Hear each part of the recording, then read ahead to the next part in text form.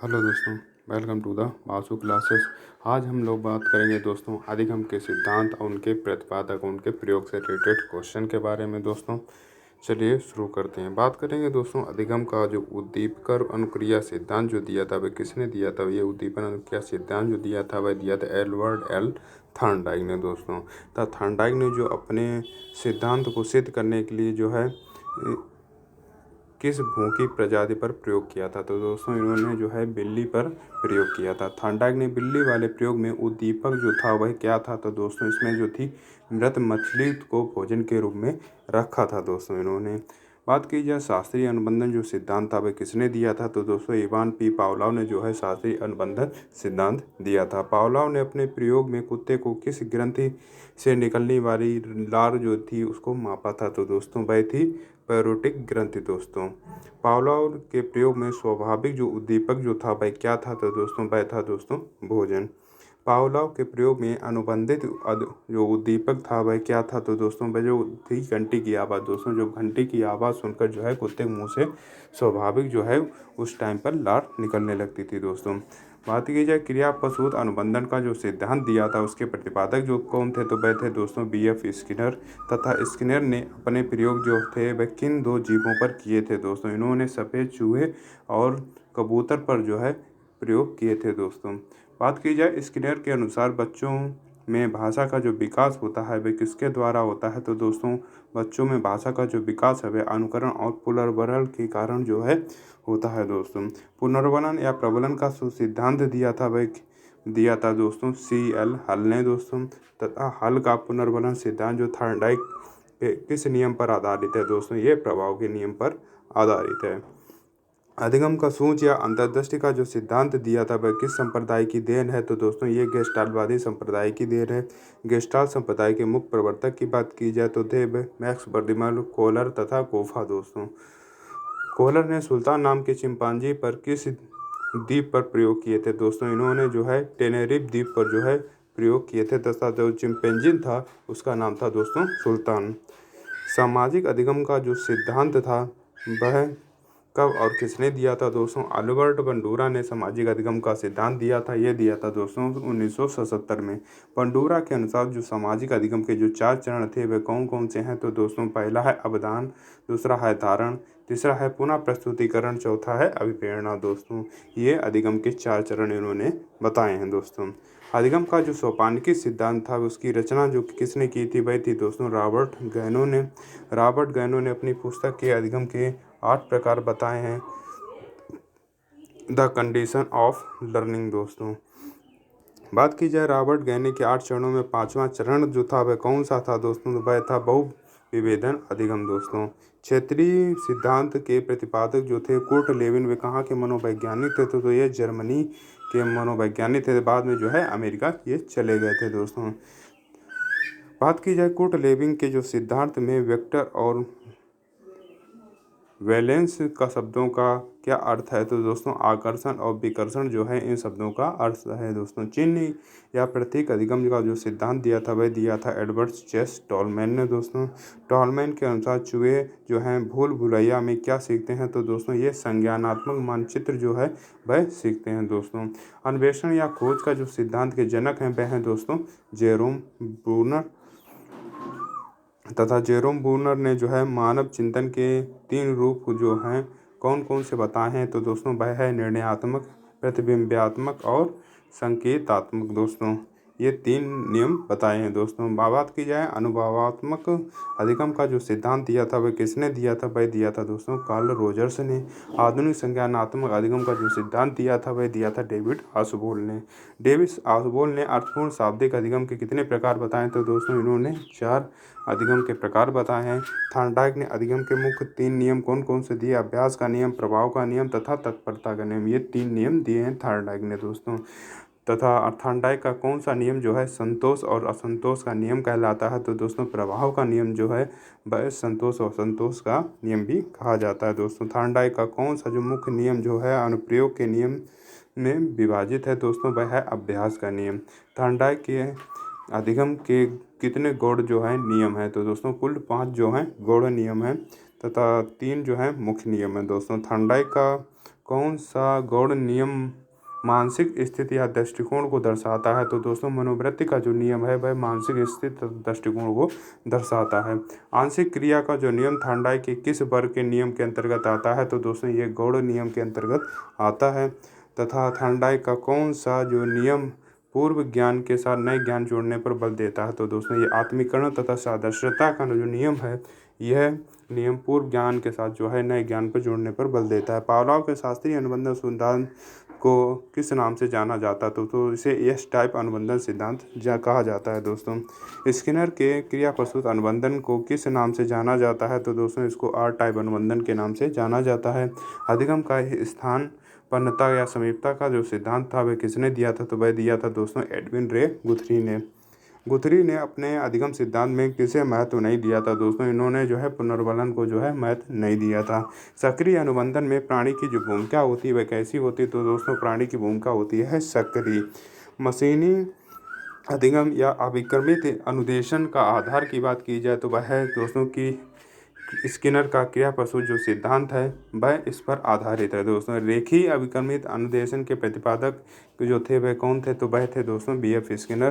तथा शाखीय अभिक्रमित अनुदेशन की बात की जाए तो वह दिया था दोस्तों नॉर्मन ए क्राउडर ने। मैथेटिक्स या अवरोही अभिक्रमित अनुदेशन की जनक की बात की जाए तो वह हैं दोस्तों थॉमस F गिलबर्ट। तथा अनुबंधन के गोचर के जनक कौन माने जाते हैं? तो वह माने जाते हैं इवान पी पावलोव दोस्तों। बात की जाए विलोपन जो है वह क्या है? तो दोस्तों अनुबंधित उद्दीपक के बाद जो है स्वाभाविक उद्दीपक जो होता है उसको मतलब जो भोजन ना देने पर जो है अनुक्रिया को धीरे धीरे जो है बंद हो जाना जो है वह विलोपन कहलाता है दोस्तों। स्वतः पुनः प्राप्ति का संबंध जो है किस सिद्धांत से है? तो दोस्तों यह पावलोव के शास्त्रीय अनुबंधन सिद्धांत से संबंधित है दोस्तों। उद्दीपक सामान्यीकरण की बात की जाए तो वह मूल उद्दीपक से मिलते जुलते अन्य उद्दीपकों के प्रति वैसी ही अनुक्रिया करना जो है उद्दीपक सामान्यीकरण कहलाता है दोस्तों। सृजनात्मक अधिगम का मुख्य स्तंभ जो है वह किसे माना जाता है? तो दोस्तों कोलर के अंतर्दृष्टि अर्थात जो सूझ का सिद्धांत है उसको सृजनात्मक अधिगम का मुख्य स्तंभ माना जाता है दोस्तों। बात करेंगे अधिगम की परिभाषाएं, प्रकृति और प्रभावित करने वाले कारकों के बारे में दोस्तों। नवीन ज्ञान और नवीन प्रतिक्रियाओं को प्राप्त करने की प्रक्रिया जो अधिगम है यह किसने कहा था? तो ये कथन है दोस्तों वुडवर्थ का। तथा व्यवहार के कारण व्यवहार में आया कोई भी परिवर्तन अधिगम है, यह की जो परिभाषा है वह है दोस्तों JP गिलफोर्ड में। अर्थात जो हम व्यवहार करते हैं उसके अनुसार ही कोई दूसरा व्यवहार में परिवर्तन आ जाए तो यह परिभाषा है JP गिलफोर्ड की दोस्तों। अनुभव और प्रशिक्षण के द्वारा व्यवहार में आया परिवर्तन ही अधिगम है, ये कथन है दोस्तों गेट्स व अन्य का। तथा अधिगम आदत और अभिवर्तियों का अर्जन है, यह प्रसिद्ध परिभाषा दी थी तो दोस्तों क्रो एंड क्रोग ने। प्रगतिशील व्यवहार व्यवस्थापन की प्रक्रिया को अधिगम कहते हैं, ये किसने कहा था? तो दोस्तों ये कहा था BF स्किनर ने। तथा पूर्व निर्मित व्यवहार में अनुभवों द्वारा परिवर्तन ही अधिगम है, यह कथन है दोस्तों कॉल्विन का। मानव व्यवहार में परिपक्वता के कारण होने वाले परिवर्तनों को अधिगम क्यों नहीं कहते हैं? तो दोस्तों यह है क्योंकि यह स्वाभाविक और जैविक प्रक्रिया है तथा अभ्यास जो है जो मतलब जन्य नहीं होता अर्थात स्वाभाविक नहीं होता है दोस्तों। परिपक्व होने वाला जो व्यक्ति है उसके अंदर जरूरी नहीं है कि वह अधिगम उसके अंदर होता रहे दोस्तों, क्योंकि यह एक जैविक प्रक्रिया है अर्थात जो अभ्यास के अनुसार नहीं आती है, तो अभ्यास जन्य नहीं है दोस्तों। बात की जाए दवाइयों, नशीलों पदार्थों या बीमारियों के कारण व्यवहार में आए अस्थायी बदलाव को क्या कहते हैं दोस्तों? तो इसको जो है अधिगम नहीं माना जाता है दोस्तों। बात करेंगे अधिगम की प्रक्रिया का जो अंतिम परिणाम होता है वह क्या होता है? तो व्यवहार में स्थायी या अपेक्षाकृत जो अस्थायी परिवर्तन होता है यह अंतिम परिणाम होता है दोस्तों अधिगम की प्रक्रिया का। तथा अधिगम का जो क्षेत्र होता है वह कैसा होता है? तो दोस्तों अधिगम जो है सार्वभौमिक होता है, यह सभी जीवों और स्थानों पर होता है दोस्तों। यह जन्म से लेकर मरण तक जो है अधिगम जो है चालू रहता है, अर्थात जीवन में कुछ ना कुछ वो व्यक्ति सीखता ही रहता है। बात की जाए अधिगम किस प्रकार की प्रक्रिया है? तो दोस्तों यह एक उद्देश्यपूर्ण, सचेतन और जीवन पर्यंत चलने वाली प्रक्रिया है। अधिगम और जो शिक्षण में मुख्य अंतर की बात की जाए तो शिक्षण कार्य है और अधिगम जो है उसकी उपलब्धि या परिणाम कह सकते हैं दोस्तों। बात करेंगे अधिगम प्रक्रिया का जो प्रथम तत्व या चालक क्या होता है? तो दोस्तों तो यह अभिप्रेरणा या आवश्यकता हो सकती है दोस्तों। किसी कार्य को सीखने के लिए बालक में सबसे पहले क्या होना आवश्यक है, तो दोस्तों मानसिक तत्परता जो है वह आवश्यक है। अधिगम को प्रभावित करने वाले व्यक्तिगत कारक जो है वह कौन सा है, तो दोस्तों बालक की आयु, परिपक्वता तथा स्वास्थ्य और बुद्धि जो है ये प्रभावित करने वाले व्यक्तिगत कारक हैं दोस्तों। अधिगम को प्रभावित करने वाले पर्यावरण कारक की बात की जाए तो विद्यालय का वातावरण, परिवार, समाज और जो भौतिक सुविधाएं होती हैं वह प्रभावित करती हैं बालक को दोस्तों। बात करेंगे शिक्षक से संबंधित कौन सा जो कारक है अधिगम को प्रभावित करता है, तो दोस्तों शिक्षक का व्यवहार, विषय ज्ञान और शिक्षण विधि जो है वह प्रभावित करती है अधिगम को, तथा विद्यालय में जो है शिक्षक का व्यवहार आदि ये जो है अधिक प्रभावित करते हैं दोस्तों। बात करेंगे अधिगम की प्रक्रिया में पुनर्वलन का जो क्या कार्य है, तो दोस्तों ये अनुक्रिया की आवृत्ति को बढ़ाता है या उन्हें मजबूत करता है दोस्तों, पुनर्वलन जो होता है।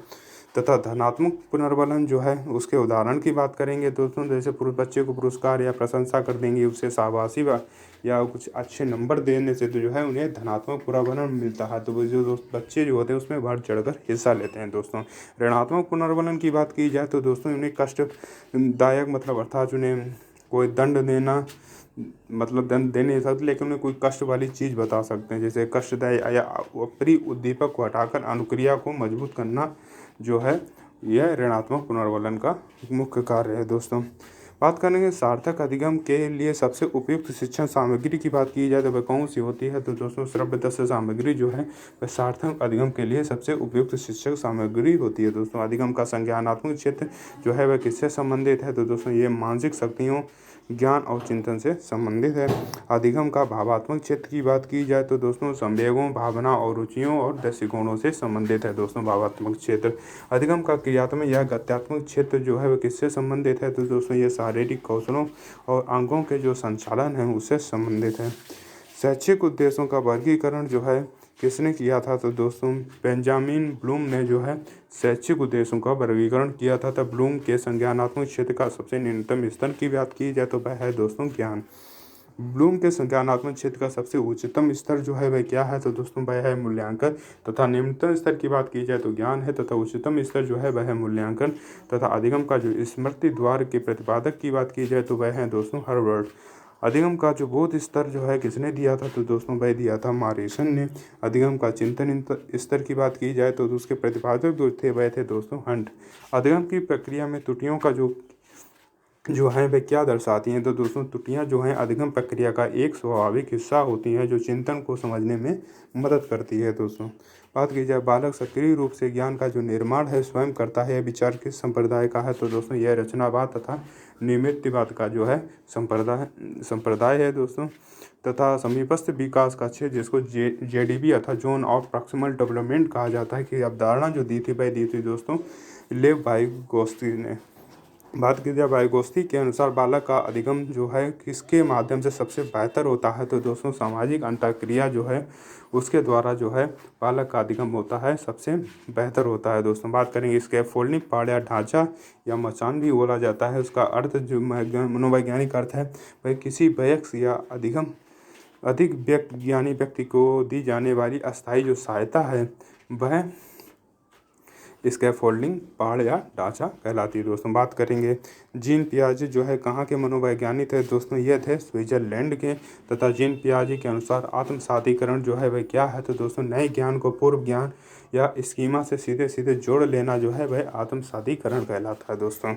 जीन पियाजे के अनुसार समंजन या समायोजन जो है वह क्या है दोस्तों, तो ये नए अनुभवों के कारण पूर्व स्कीमा या मानसिक संरचना में जो है सुधार या परिवर्तन करना जो है वह जीन समंजन या समायोजन कहलाता है दोस्तों। नए अनुभवों के कारण स्कीमा या मानसिक संरचना जो उनकी पूर्व में थी उसको सुधार करना जो है वह समंजन या समायोजन कहलाएगा दोस्तों। पियाजे के अनुसार संज्ञानात्मक विकास की तृतीय अवस्था की बात की जाए तो वह है मूर्त संक्रियात्मक अवस्था, जिसकी एज की बात की जाए तो वह है दोस्तों 7 से 11 वर्ष। पियाजे की किस अवस्था में बालक में वस्तु स्थायित्व का गुण आ जाता है, तो दोस्तों ये संवेदी गामक अवस्था है। इसकी एज की बात करेंगे तो वह है दोस्तों 0 से 2 वर्ष। नैतिक विकास का जो सिद्धांत है वह किसने दिया था, तो भाई दिया था दोस्तों लॉरेंस कोहलबर्ग ने। तो कोहलबर्ग के नैतिक विकास के सिद्धांत में कुल स्तर और चरण की बात करेंगे तो दोस्तों 3 स्तर हैं तथा 6 चरण हैं दोस्तों।